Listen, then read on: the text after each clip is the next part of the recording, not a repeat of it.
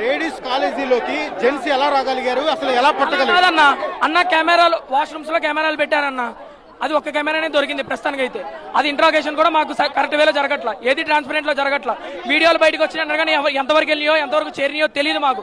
దాంతోపాటు ఎంతమంది ప్రొటెస్ట్ చేయడానికి కారణం ఇవాళ కాలేజ్ హాలిడే ఎందుకు ఇచ్చారో కనీసం అది కూడా తెలియదు. అసలు మా కాలేజ్ హాలిడే వస్తాం కాగనం, అలాంటిది వాళ్ళు ఆన్లైన్ క్లాస్ పెట్టారు, ఎప్పుడు పెట్టలే ఇలాంటిది. మళ్ళీ ఏమో ఒక్కళ్ళు ప్రొటెస్ట్ చేద్దాం కాలేజ్ మేనేజ్మెంట్ భయపడతారు. మా కాలేజ్ మేనేజ్మెంట్ మాకు ఎప్పుడు సపోర్ట్ చేస్తారన్న ఆ నమ్మకం మాకుంది.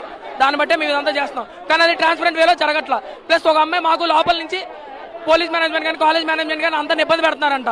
మాకు వీడియోలు వచ్చినాయి, సూసైడ్ చేసుకుంటాను అది కావాలన్నా మీకు అందుకెళ్ళాం. అదే అన్న పరిస్థితి ఇక్కడ పరిస్థితి.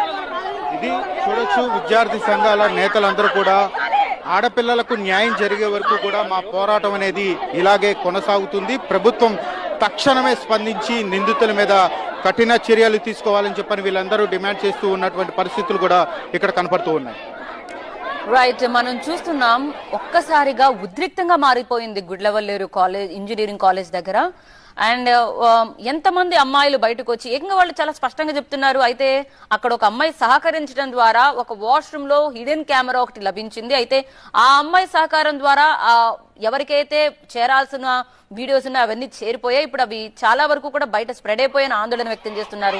జస్టిస్ కావాలని డిమాండ్ చేస్తున్న విద్యార్థినుల్ని మనం చూస్తున్నాం. ఏపీ సీఎం చంద్రబాబు నాయుడు ఈ ఘటనపై సీరియస్ అయ్యారు. వెంటనే అక్కడ అధికారులను కూడా వెళ్లాలని ఆదేశించారు. తదుపరి యాక్షన్ ఎలా ఉండబోతుందో మనం చూడాలి. పోలీసులు కూడా ఎవరైతే అనుమానిస్తున్నారో వారిని అదుపులోకి తీసుకుని ప్రశ్నిస్తున్నారు.